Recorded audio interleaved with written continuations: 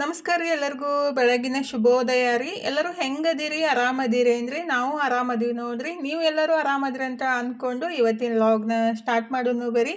ಇದು 2 ದಿವಸದಿಂದ ಲಾಗ್ ಆಗಿರೋದ್ರಿ. ನಂಗೆ ಸ್ವಲ್ಪ ಎಡಿಟ್ ಮಾಡಿ ಅಪ್ಲೋಡ್ ಮಾಡೋಕ್ಕಾಗಿತ್ತಿಲ್ಲ. ಆ್ಯಕ್ಚುಲಿ ಇವತ್ತು ಬೆಳಗ್ಗೆ ಎಡಿಟ್ ಮಾಡಿದ್ದು ಮತ್ತು ಇವಾಗ ಸಾಯಂಕಾಲ 6:30 ಆಗೈತೆ ನೋಡ್ರಿ. ಇವಾಗ ವಾಯ್ಸ್ ಓವರ್ ಕೊಡಾಕತ್ತಿದ್ದು. ಆ್ಯಕ್ಚುಲಿ ಎಲ್ಲ ಪ್ರಿಪೇರ್ ಮಾಡಿಬಿಟ್ಟು ಕೊರಿಯರ್ಗೆ ಹಾಕಿ ಬಂದುಬಿಟ್ಟು ಇವಾಗ ವಾಯ್ಸ್ ಓವರ್ ಕೊಡಾಕಂತಿದ್ರಿ. ಲಾಗ್ ಇಷ್ಟ ಹಾಕತ್ತಿದ್ರೆ ಲೈಕ್ ಮಾಡಿ, ಶೇರ್ ಮಾಡಿ, ಸಬ್ಸ್ಕ್ರೈಬ್ ಮಾಡ್ಕೊಂಡು ಸಪೋರ್ಟ್ ಮಾಡಿರಿ.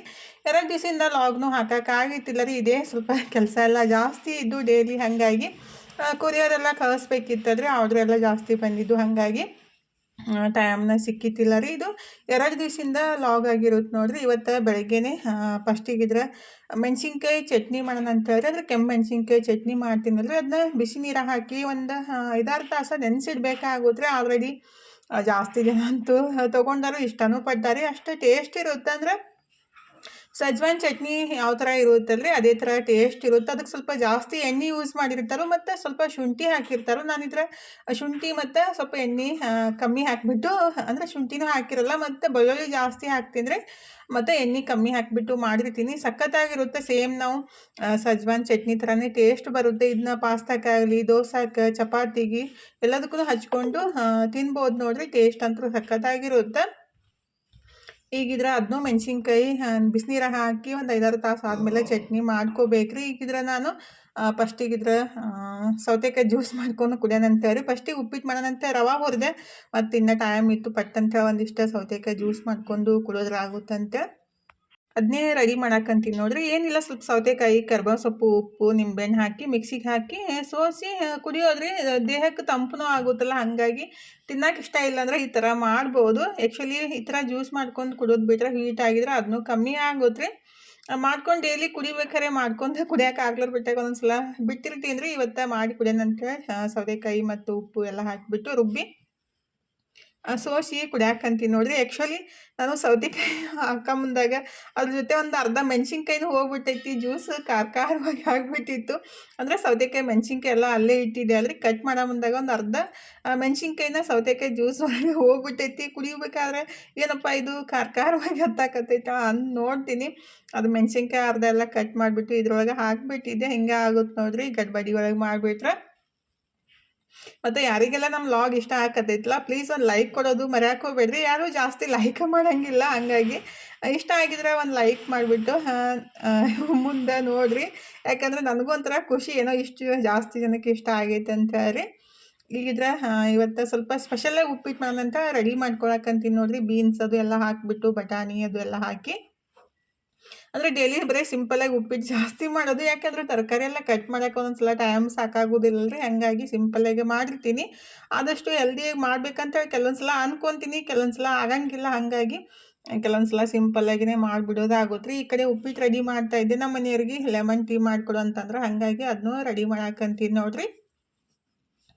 ಈ ಕಡೆ ಉಪ್ಪಿಟ್ಟು ಬೀನ್ಸು ಮತ್ತು ಬಟಾಣಿ ಮತ್ತು ಎಲ್ಲ ಹಾಕಿಬಿಟ್ಟು ಸಿಂಪಲ್ಲಾಗಿ ಉಪ್ಪಿಟ್ಟು ಮಾಡಿಬಿಟ್ರೆ ಟೇಸ್ಟು ಮಸ್ತ್ ಇರುತ್ತೆ ರೀ, ಮತ್ತು ಹೆಲ್ದಿಯಾಗಿನೂ ಇರುತ್ತೆ. ಇದಕ್ಕೆ ಬೇಕಂದ್ರೆ ನಾವು ಹೆಸರು ಕಾಳು ಮೊಳಕೆ ಬಂದಿದ್ದು ಆ ಥರನೂ ಯೂಸ್ ಮಾಡಿಬಿಟ್ಟು ಮಾಡ್ಬೋದು. ಮತ್ತು ಸ್ವಲ್ಪ ನುಗ್ಗೆ ಸೊಪ್ಪಿನ ಪುಡಿ ಡೈಲಿ 1 ಚಮಚದಷ್ಟು ಅಡುಗೆಗೆ ಬಳಸೋದ್ರಿಂದ ಒಳ್ಳೇದು ನೋಡಿರಿ. ನಮ್ಮ ದೇಹಕ್ಕೆ ಬೇಕಾಗಿರೋ ಕ್ಯಾಲ್ಸಿಯಮ್ನೂ ಸಿಗುತ್ತೆ. ಹಾಲಿನಕ್ಕಿಂತ ನುಗ್ಗೆ ಸೊಪ್ಪಿನ ಪುಡಿ ಒಳಗೆ ಜಾಸ್ತಿ ಕ್ಯಾಲ್ಸಿಯಮ್ ಇರುತ್ತೆ ರೀ. ಹಾಗಾಗಿ ಈಗಿದ್ರೆ ಉಪ್ಪಿಟ್ಟು ರೆಡಿ ಮಾಡ್ತಾನೆ. ಈ ಕಡೆ ಮೆಣಸಿನ್ಕಾಯನ್ನು ನೆನೆಸಿದ್ದೆ ಅಲ್ರಿ, ಮೆಣಸಿನ್ಕಾಯಿ ಚಟ್ನಿ ಮಾಡೋಕೆ, ಕೆಂಪು ಚಟ್ನಿ ಅಂತೀವಿ ನಾವು. ಅದಕ್ಕೆ ಹುಣಸೆಹಣ್ಣು ಹಾಕಿಬಿಟ್ಟು ಮಾಡ್ತೀನಿ ರೀ. ಟೇಸ್ಟ್ ಮಸ್ತ್ ಇರುತ್ತೆ. ಅಂದರೆ ನಿಂಬೆಹಣ್ಣು ಹಾಕಿ ಮಾಡ್ಬೋದು, ಆದರೆ ಹುಣಸೆಹಣ್ಣು ಹಾಕಿ ಮಾಡಿಬಿಟ್ರೆ ಡೈಜೆಷನ್ಗೂ ಒಳ್ಳೇದಾಗುತ್ತಲ್ರಿ. ಹಾಗಾಗಿ ಈ ಕಡೆ ಉಪ್ಪಿಟ್ಟು ಡಿಸೈನ್ ಎಷ್ಟು ಮಸ್ತ್ ಬಂದಿತ್ತು ನೋಡಿರಿ. ಬಟಾಣಿ ಎಲ್ಲ ಹಾಕಿ ಮಾಡಿದ್ದೆಲ್ಲ, ಹಾಗಾಗಿ ಈಗಿದ್ರೆ ಮಸ್ತ್ ಉಪ್ಪಿಟ್ಟು ರೆಡಿ ಆದಮೇಲೆ ಅದಕ್ಕೆ ಸ್ವಲ್ಪ ಕೊಬ್ಬರಿ ಹಾಕಿದ್ದೀನಿ ನೋಡಿರಿ. ಅಂದರೆ ಹಸಿ ಕೊಬ್ಬರಿ ತಿನ್ನೋದು ಒಳ್ಳೇದಲ್ಲ, ಹಾಗಾಗಿ ನಮಗೂ ಎಲ್ಲರಿಗೂ ಜಾಸ್ತಿ ಹೀಟ್ ಆಗಿತ್ತು. ಅದಕ್ಕಾಗಿ ಸ್ವಲ್ಪ ಹಸಿ ಕಾಯಿ ತುರಿ, ಕೊತ್ತಂಬರಿ, ನಿಂಬೆಹಣ್ಣು ಹಾಕಿ ಲಾಸ್ಟಿಗೆ ಮಿಕ್ಸ್ ಮಾಡಿಬಿಟ್ರೆ ತರಕಾರಿ ಉಪ್ಪಿಟ್ಟು ರೆಡಿ ಆಗುತ್ತೆ ನೋಡಿರಿ. ಟೇಸ್ಟ್ ಮಾತ್ರ ಮಸ್ತಾಗಿದ್ದು. ನಾನು ಎಲ್ಲರಿಗೂ ಉಪ್ಪಿಟ್ಟು ನಾಷ್ಟಕ್ಕೆ ಹಾಕಿಕೊಟ್ಟು ನಾನು ನಾಷ್ಟ ಎಲ್ಲ ಮುಗಿಸ್ಬಿಟ್ಟು ಪ್ಯಾಕಿಂಗ್ ಕೆಲಸ ಸ್ಟಾರ್ಟ್ ಮಾಡಿದ್ದೀನಿ ನೋಡಿರಿ. ಪ್ಯಾಕಿಂಗ್ ಎಲ್ಲ ಮಾಡಿ ಮತ್ತೆ ಕೊರಿಯರ್ ತೊಗೊಂಡು ಬಂದೆ ರೀ. ಇದು ಮಾಡಬೇಕಂದ್ರೆ ಟೈಮ್ನ ಸಿಗಂಗಿಲ್ಲ ರೀ. ಫುಲ್ ಏನು ಈ ಕಡೆ ಪ್ಯಾಕಿಂಗ್ ಮಾಡೋದು, ಈ ಕಡೆ ರೆಡಿ ಮಾಡೋದು, ಈ ಕಡೆ ಮತ್ತೆ ಇಡುವ ಮಾಡೋದು ಅಂತ ಹಿಂಗಾಗಿ ಕನ್ಫ್ಯೂಸ್ ಆಗಿಬಿಟ್ಟು, ಮತ್ತು ಯಾರಿಗಾದರೂ ಇಡುವ ಮಾಡೋಕ್ಕೆ ಹೇಳಿಬಿಟ್ರೆ ಅವರು ಪಟ್ಟಂತ ಮಾಡೋಂಗಿಲ್ಲ. ಹಂಗಾಗಿ ಹೇಳೋಕ್ಕೂ ಮನಸ್ಸಾಗಂಗಿಲ್ಲ ರೀ. ಟ್ರೈಫಾಲಿಗೆ ಹಾಕಿ ಮತ್ತೆ ಬಂದು ಕುಂತು ಮತ್ತೆ ಬಂದ್ ಮಾಡಿ ಎಲ್ಲಿ ಬಿಡಪ್ಪ ಅಂತ ಬಿಟ್ಟಿರ್ತೀನಿ. ಈಗ ಇದ್ರ ಪಾರ್ಸೆಲೆಲ್ಲ ಕೊರಿಯರ್ಗೆ ಹಾಕಿ ಸ್ವಲ್ಪ ಕಿರಾಣಿ ಸಾಮಾನು ತೊಗೊಂಡು ಮನೆಗೆ ಬಂದು ಅಡುಗೆ ಕೆಲಸ ಸ್ಟಾರ್ಟ್ ಮಾಡಿದ್ದೀನಿ ನೋಡ್ರಿ.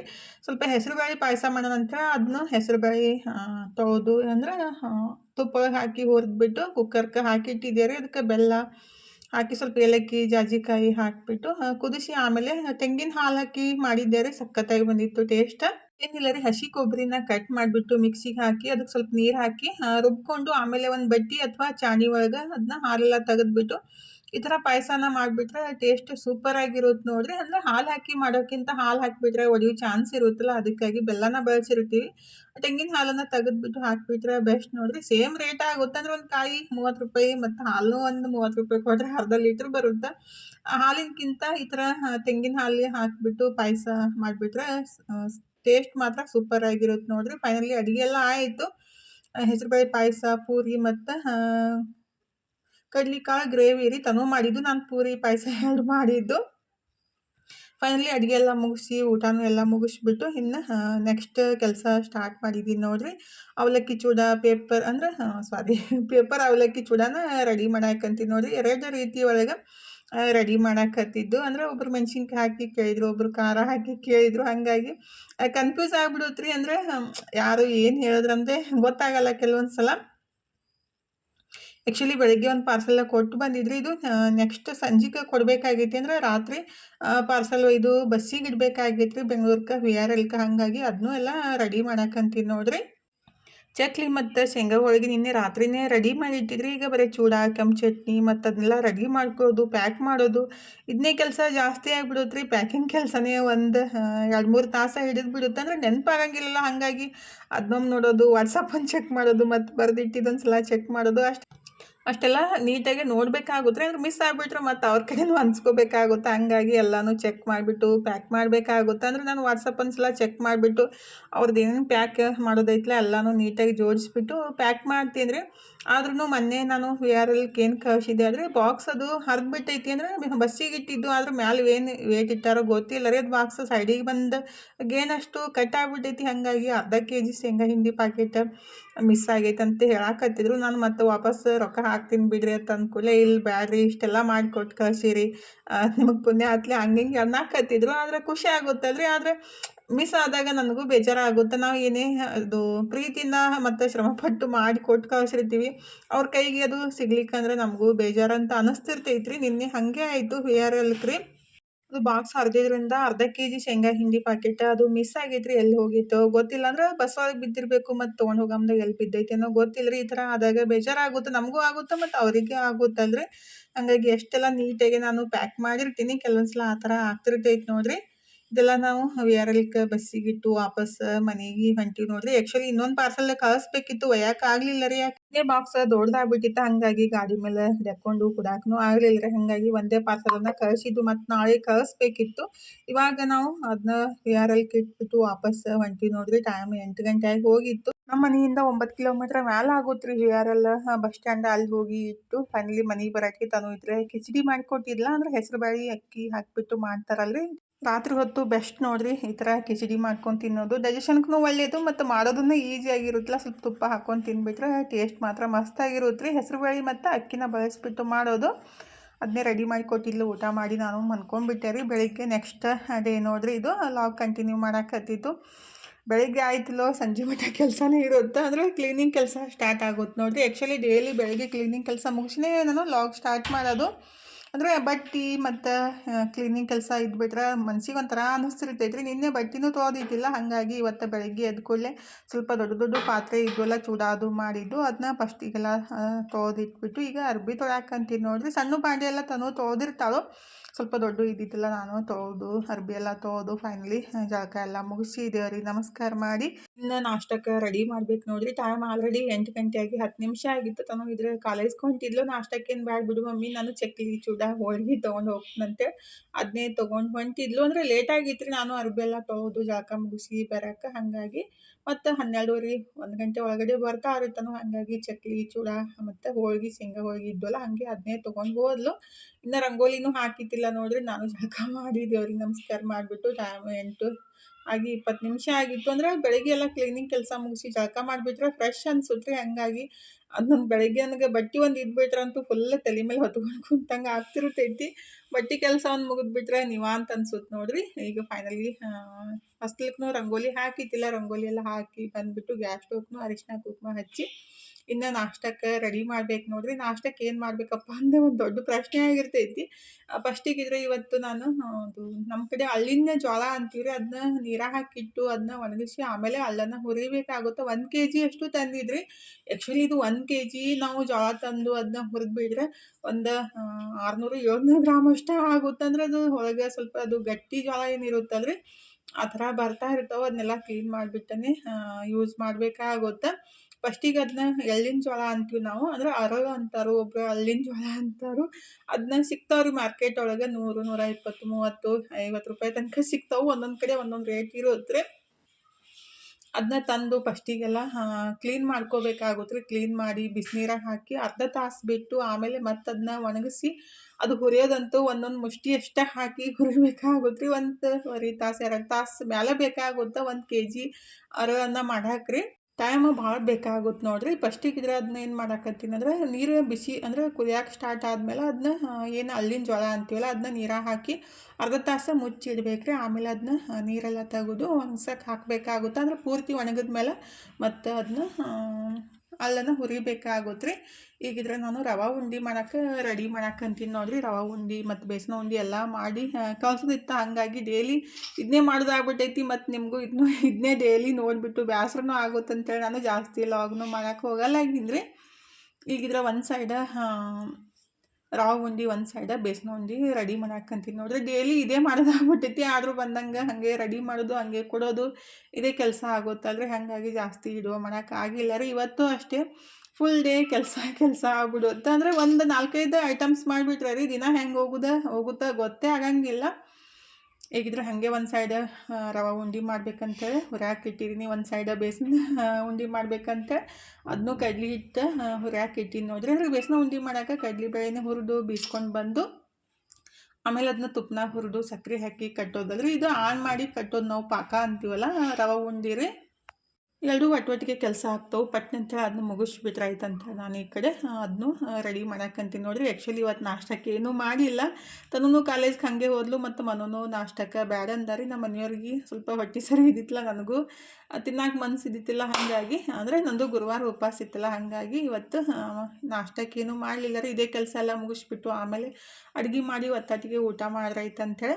ಉಂಡೆ ಅದು ಮಾಡೋಕೆ ನೀವು ಏನು ಬಳಸ್ತೀರಿ, ತುಪ್ಪ ಬಳಸ್ತಿರೋ ಡಾಲ್ಡಾ ಬಳಸ್ತಿರೋ ಅಂತ ಕೆಲವೊಬ್ರು ಕೇಳ್ತಾರೆ. ನಾನು ಡಾಲ್ಡಾ ಅದು ನಾವೇ ಯೂಸ್ ಮಾಡೋಂಗಿಲ್ಲ, ಮತ್ತೊಬ್ರಿಗೆ ಹೆಂಗೆ ಕೊಡೋಕ್ಕಾಗುತ್ತಲ್ರಿ. ಹಂಗಾಗಿ ನಾವು ಡಾಲ್ಡಾ ಯಾವತ್ತೂ ಮನ್ಯಾಗ ತರೋದೇ ಇಲ್ಲ. ಏನೇ ಮಾಡಿದ್ರು ತುಪ್ಪದಿಂದನೇ ಮಾಡ್ತೀವಿ ರೀ. ಅಂದರೆ ನಂದಿನಿ ತುಪ್ಪನ ಯೂಸ್ ಮಾಡೋದು, ಬೇರೆ ತುಪ್ಪ ನಮ್ಮ ಕಡೆ ಸಿಗಂಗಿಲ್ಲ ರೀ. ಸಿಕ್ಕರೂ ಸರಿಯಾಗಿರೋಂಗಿಲ್ಲ. ಜವಾರಿ ತುಪ್ಪ ಬೆಣ್ಣೆ ಅಂತ ಹೇಳಿದ್ರೆ ಆದ್ರೆ ನಾನು ಅದು ಅಷ್ಟು ಇಷ್ಟ ಆಗಂಗಿಲ್ಲ ರೀ. ಸ್ಮೆಲ್ ಬರ್ತಾ ಇರ್ತೈತಿ. ಮತ್ತು ತುಪ್ಪ ತೊಗೊಂಡ್ರೆ ಮತ್ತು ಬೆಣ್ಣೆ ತೊಗೊಂಡ್ರೆ ಅದನ್ನೂ ಸ್ಮೆಲ್ ಬರ್ತಾ ಇರ್ತೈತಿ. ಅದನ್ನೂ ತೊಗೊಂಡು ಟ್ರೈ ಮಾಡಿದ್ದೀನಿ ನಾನು, ಅಂದರೆ ಯೂಸ್ ಮಾಡಾಕ್ರಿ. ಹಾಗಾಗಿ ನಂದಿನಿನೇ ಬೆಸ್ಟ್ ಅಂತೇಳಿ ಅದನ್ನೇ ಯೂಸ್ ಮಾಡೋದು. ಈಗಿದ್ರೆ ರವೆ ಉಂಡೆ ಮತ್ತು ಬೇಸನ ಉಂಡೆ ಮಾಡೋಕೆ ಅದನ್ನೂ ಎಲ್ಲ ರೆಡಿ ಮಾಡಿಟ್ಟು ಒತ್ತಾಟಿಗೆ ಅಡುಗೆನೂ ಸ್ಟಾರ್ಟ್ ಮಾಡಿದ್ದೀನಿ ನೋಡ್ರಿ. ಆ್ಯಕ್ಚುಲಿ ಇವತ್ತು ಒಂದು 50 ರೊಟ್ಟಿ ಮಾಡೋದಿತ್ತು. ಫಸ್ಟಿಗಿದ್ರೆ ಪಲ್ಯ ಎಲ್ಲ ಮಾಡಿಟ್ಬಿಟ್ರೆ ರೊಟ್ಟಿ ಮಾಡಿ ಆಮೇಲೆ ಊಟನೂ ಮಾಡೋಕೆ ಬರುತ್ತಲ್ರಿ. ಅಂದರೆ ಅವ್ರಿಗೆ ಕೊಡಾಕೂ ಒಂದು 50 ರೊಟ್ಟಿ, ನಮಗೊಂದು 10-15 ರೊಟ್ಟಿ ಮಾಡಿಬಿಟ್ರೆ ಒತ್ತಾಟಿಗೆ ಎಲ್ಲ ಒತ್ತಾಟಿಗೆ ಊಟ ಮಾಡೋಕೆ ಬರುತ್ತಲ್ರಿ. ಹಾಗಾಗಿ ನಾನು ಮೆಂತ್ಯ ಪಲ್ಯ ಹಾಕಿ ಬ್ಯಾಳೆ ಹಾಕಿ ಪಲ್ಯ ಮಾಡಬೇಕು ಮತ್ತು ಚೌಳಿಕಾಯಿ ಪಲ್ಯ ಮಾಡ್ಬೇಕಂತೇಳಿ ಅದನ್ನೂ ರೆಡಿ ಮಾಡ್ಕೊಳಕ್ಕಂತಿದ್ರಿ. ಮತ್ತು ಇವತ್ತು ಹೆಸರುಬೇಳೆ ಪಾಯಸ ಮಾಡ್ಬೇಕಂತೇಳಿ ಅದನ್ನೂ ರೆಡಿ ಮಾಡಾಕಂತೀನಿ ನೋಡ್ರಿ. ಹೀಟ್ ಆಗೈತೆ ಅಂತ ಹೇಳಿದ್ದಿಲ್ಲ, ಹಾಗಾಗಿ ಈ ಥರ ಚಹಾ ಕಾಫಿ ಬದಲಿ ಈ ಥರ ಹೆಸರುಬೇಳೆ ಪಾಯಸ ಮಾಡ್ಕೊಂಡು ಕುಡಿದ್ಬಿಟ್ರೆ ಬೆಸ್ಟ್ ಆಗುತ್ತೆ ನೋಡ್ರಿ. ನಿನ್ನೆ ಮಾಡಿದ್ದೆಲ್ಲ ನಿನ್ನೆ ಒಂದು 2-3 ಸಲ ಅದನ್ನೇ ಕುಡಿದಿದ್ದು.